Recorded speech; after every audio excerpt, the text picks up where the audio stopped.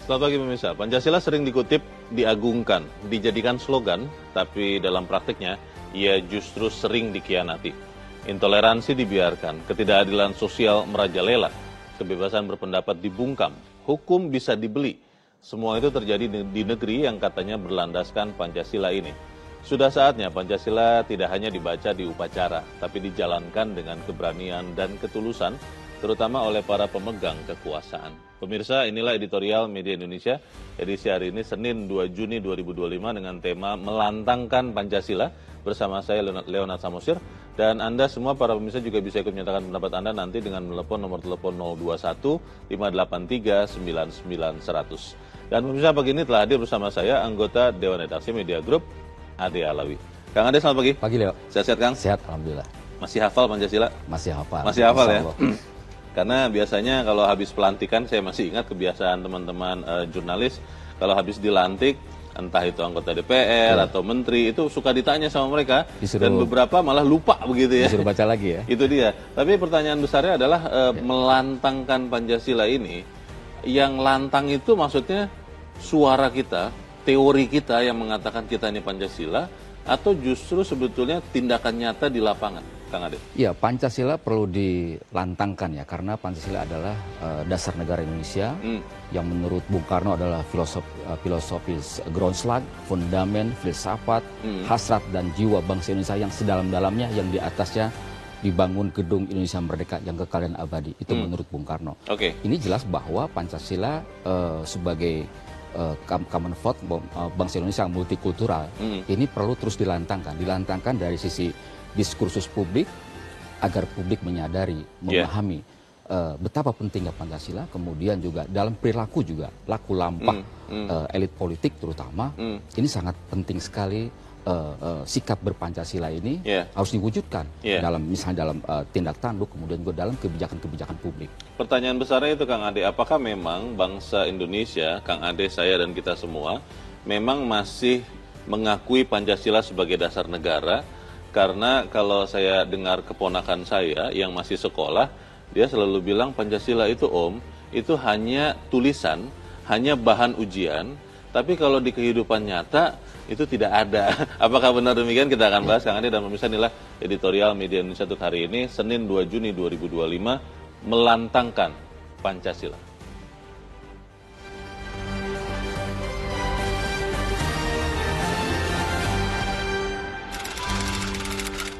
Editorial edisi Senin pagi 2 Juni 2025, Melantangkan Pancasila.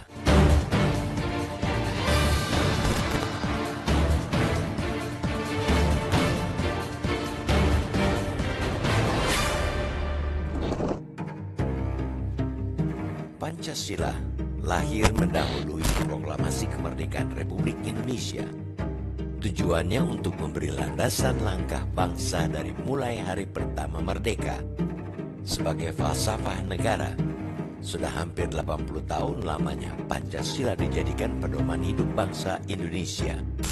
Namun, jelang usia ke-80 itu, ada pertanyaan yang terus relevan, yakni apakah Pancasila sudah dijalankan sepenuhnya atau bahkan masih jauh dari yang diidealisasikan?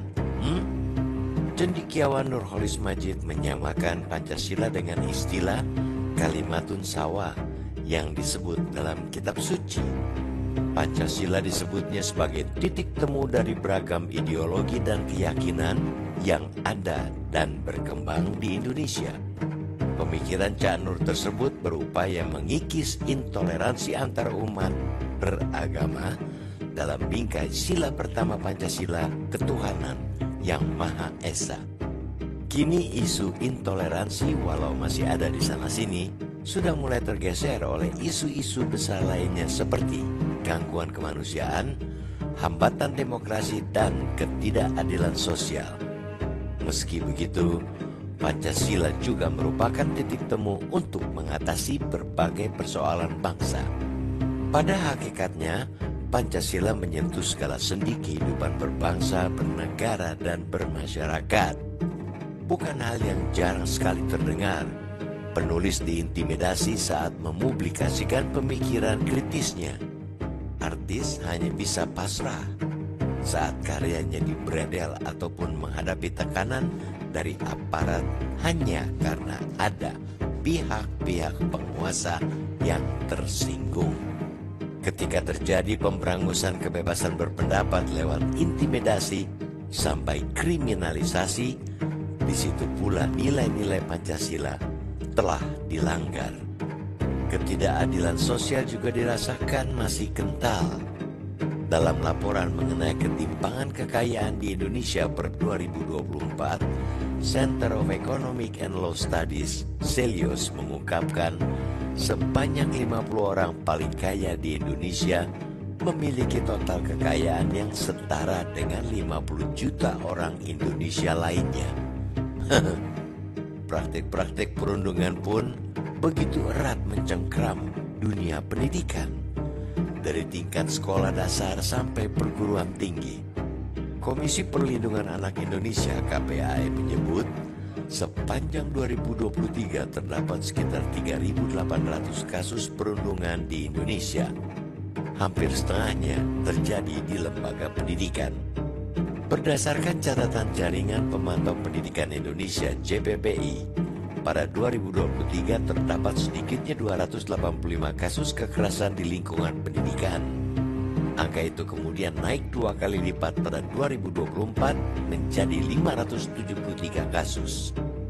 Masih dalam rangkaian kasus kekerasan, predator-predator seksual leluasa beraksi memangsa orang-orang yang mestinya berada dalam perlindungan mereka. Pada diri para pelaku, tidak ada rasa takut sedikit pun pada ancaman sanksi hukum. Toh, penegakan hukum masih bisa dibengkok-bengkokkan. Di situ, nilai-nilai kemanusiaan yang adil dan beradab diinjak-injak. Korupsi dan praktek lancung masih mengakar sangat kuat. Dari mulai lingkungan pendidikan, lembaga pemerintahan sampai dalam tubuh para wakil Tuhan yang menjadi tumpuan menegakkan keadilan. Laku bangsa ini memang tidak melulu masalah.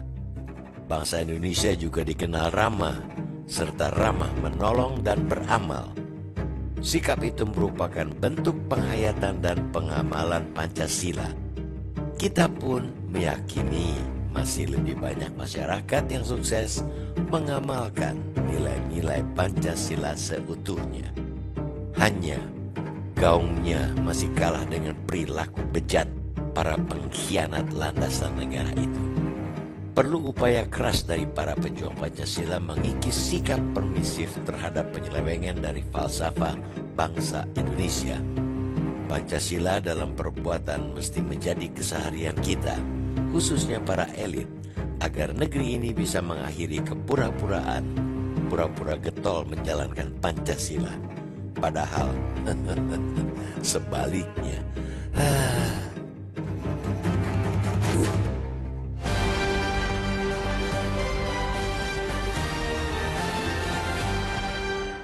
Di bagian berikut Anda bisa ikut menyatakan pendapat Anda terkait editorial pagi ini. Pemirsa, untuk saat ini tetaplah bersama kami.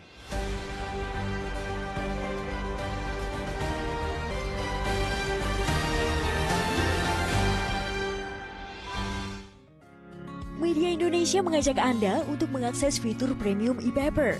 Dengan sajian konten berbasis intelektual dan meneguhkan kebangsaan, Media Indonesia tampil dengan lebih dinamis melalui e-paper Media Indonesia yang dapat Anda akses kapan saja, di mana saja. Caranya mudah, download aplikasi Media Indonesia di Android atau ketik link e-paper.mediaindonesia.com atau bisa scan QR Code pada layar kaca Anda. Klik tab e-paper di bagian samping layar tablet Anda, daftarkan data diri, serta pilih paket perlangganan e-paper Media Indonesia sesuai dengan kebutuhan Anda. Nikmati juga bonus spesial tambahan 4 halaman rubrik fokus setiap hari. Semua bisa Anda dapatkan hanya di e-paper Media Indonesia. Untuk informasi lebih lanjut, hubungi customer service di nomor 0811 1201 2018 atau kunjungi media sosial @Media Indonesia. Media Indonesia, referensi bangsa. Terima kasih Anda masih bersama kami dan kita akan mendengarkan dulu Kang Ade pendapat dari pemirsa Metro TV. Kali ini dari Pejaten, Jakarta Selatan ada Ibu Ong Mei Hua Ibu Ong, selamat pagi. Selamat pagi Bang Leo, selamat pagi Kang Ade. Assalamualaikum warahmatullahi wabarakatuh. Waalaikumsalam warahmatullahi wabarakatuh. Ibu Ong, bagaimana menurut Ibu Pancasila saat ini benar-benar sudah kita lakukan atau memang baru sekedar tulisan, Bu Ong? Betul. Ya betul, hanya sekedar tulisan, hanya dibaca. Tapi jiwa Pancasilanya di mana Bang Leo? Korupsi darurat di mana-mana. Iya. Predator di mana-mana. Lalu dibully juga, baik anak SD, SMP. Sampai kemarin terjadi di Riau. Anak dibully sampai meninggal dunia. Itu di mana Pancasila Bang Leo? Sekarang begini, korupsi darurat. Orang korupsi sampai triliunan. Iya. Itu apakah dikatakan jiwa Pancasila? Pancasilanya di mana, Bang? Keadilan dalam. Oke. Waktu kita nggak banyak, Bu. Kalau menurut Ibu yang harus mencontohkan perilaku Pancasila itu para pemimpin bangsa kita, atau ya sudah kita keluarga demi keluarga saja mengajarkan atau mencontohkan perilaku Pancasila, yang mana Bu? Betul. Pejabat juga harus memberikan contoh. Keluarga juga harus memberikan edukasi. Kita contoh, Bang Leo. Sri Paulus itu hidupnya sederhana, Bang. Kenapa kita tidak mencontoh beliau ini yang almarhum ini? Baik. Jadi sekali lagi Pancasila jangan diucapkan, jangan ditulis, itu harus jangan hanya diucapkan. Oke. Baik. Terima kasih Ibu Ong di Pejaten, Jakarta Selatan. Selamat pagi, Bu. Pancasila jangan hanya diucapkan tapi dilakukan. Ketika korupsi begitu banyak, kita ambil korupsi dulu ya Kang Ade. Itu kan contoh bagaimana Pancasila itu tidak dihormati sama sekali. Kalau kemudian kita tetap membiarkan ini terjadi, artinya kan kita sedang munafik ini. Pancasilanya ada, tapi tidak kita lakukan. Bagaimana Kang Ade? Ya, Pancasila jangan hanya dikatakan, tapi juga dipraktekkan ya dalam kehidupan sehari-hari ya, dalam pengambilan keputusan, dalam pengambilan kebijakan publik misalnya. Kemudian juga Pancasila juga harus betul-betul di atas semua undang-undang yang ada. Jadi undang-undang, kemudian juga aparat penegak hukum dan semua aparatur. Baik di legislatif, eksekutif dan yudikatif, semuanya harus setia dengan Pancasila ya. Karena Pancasila ini adalah memayungi kita dalam semua hal, dalam berbangsa dan bernegara ya. Menarik saya kira apa yang dikatakan oleh Cak Nur ya. Cak Nur mengatakan bahwa Pancasila itu adalah kalimatun sawa. Pancasila ini adalah titik temu banyaknya perbedaan pandangan dan ideologi yang mengemuka ya. Nah ini penting saya kira. Tetapi Pancasila juga harus betul-betul dipraktikkan dalam kehidupan sehari-hari. Ada yang mengatakan bahwa bangsa kita ini sudah banyak sekali melenceng dari Pancasila karena kita tidak terbiasa membunyikannya. Saya kurang yakin juga bahwa kita semua hafal sila 1 sampai 5, apalagi pelaksanaannya. Pertanyaannya adalah apakah kita harus menghidupkan lagi dalam tanda petik indoktrinasi untuk melakukan Pancasila, mungkin penataran P4 seperti zaman dulu, tapi kita harus jeda dahulu. Kang Andi dan pemirsa tetap bersama kami, Editorial Media Indonesia, segera kembali.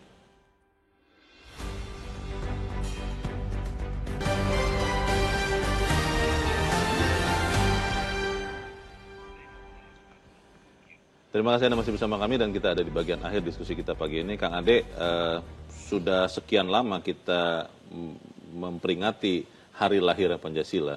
Tapi sampai sekarang kita harus jujur mengatakan Pancasila itu benar-benar belum membumi.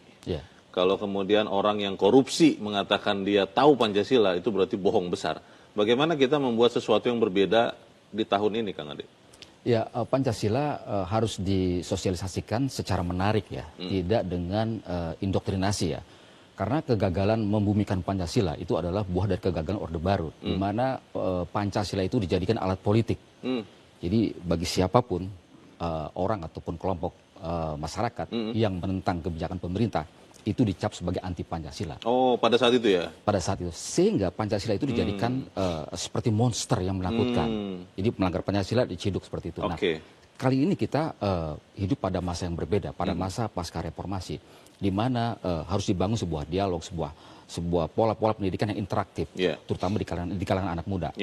Karena temuan dari survei dari Pusat Studi Kebangsaan Indonesia itu disebutkan bahwa hanya 28% siswa mengetahui Pancasila dari ruang kelas. Di ruang kelas pun mereka hanya mengetahuinya 28%. Artinya sebagian besar mereka tidak tahu.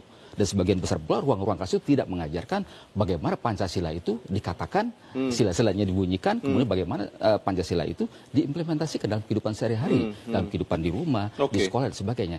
Ini berarti Pancasila ini dalam keadaan bahaya. Bahaya dalam arti ini perlu disosialisasikan lagi, perlu betul-betul menjadi dasar negara yang betul-betul yang kokoh, dan para elit politik harus memberikan contoh. Jadi tidak hanya sekadar ngomong, tapi juga bagaimana dalam kehidupan sehari, dalam laku lampah, dalam kebijakan publik itu harus betul-betul diimplementasikan.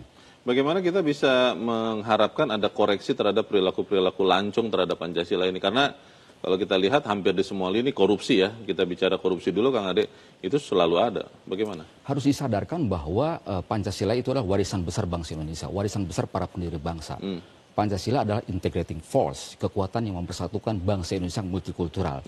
Banyak para duta besar yang datang ke sini itu iri dengan Pancasila. Mereka menyampaikan mereka iri dengan Pancasila karena di negara mereka sering konflik, terutama dengan negara Timur Tengah misalnya. Dengan Pancasila ini sesuatu yang luar biasa menurut mereka. Artinya harus betul-betul dijaga gitu. Betul-betul dijaga, kemudian bagaimana ini kemudian Pancasila itu harus bernyawa, harus hidup dalam kehidupan sehari-hari masyarakat Indonesia. Dan mungkin kita bisa lakukan di keluarga masing-masing ya. Kalau kita ternyata secara bangsa masih belum banyak melihat teladan seperti itu bisa dilakukan Kang Ade? Ya harus saya kira harus dimulai dari diri kita sendiri, kemudian juga di rumah. Tetapi yang paling penting adalah semua kebijakan publik, semua tindakan-tindakan pemerintah, statement-statement dari para pejabat misalnya, itu harus betul-betul senapas dengan Pancasila, tidak maunya sendiri gitu, tidak asal bunyi dan sebagainya, tidak menyinggung orang dan harus menghargai orang lain. Baik, kita harap apa yang kita bicarakan di tempat ini Kang Ade bisa menyumbangkan kepada lantangnya Pancasila, tapi bukan suaranya, tapi bagaimana pelaksanaannya dalam kehidupan kita sehari-hari. Kang Ade, terima kasih sudah hadir di tempat ini. Selamat pagi, Kang. Pagi. Pemirsa, menjalankan Pancasila tidak cukup dengan seremoni atau ujaran moral. Pancasila harus hidup dalam kebijakan, dalam sikap, dan dalam tindakan kita. Kalau nilai-nilai Pancasila terus dipermainkan, maka yang kita punya hanya simbol tanpa makna, dan sebuah bangsa tanpa pegangan. Saatnya berhenti berdalih karena yang dibutuhkan adalah contoh teladan, bukan sekedar ucapan. Saya Leonard Samosir, berterima kasih Anda sudah menyimak editorial Media Indonesia untuk pagi ini. Terus jaga kesehatan Anda, terus jaga nurani Anda. Selamat pagi, sampai jumpa.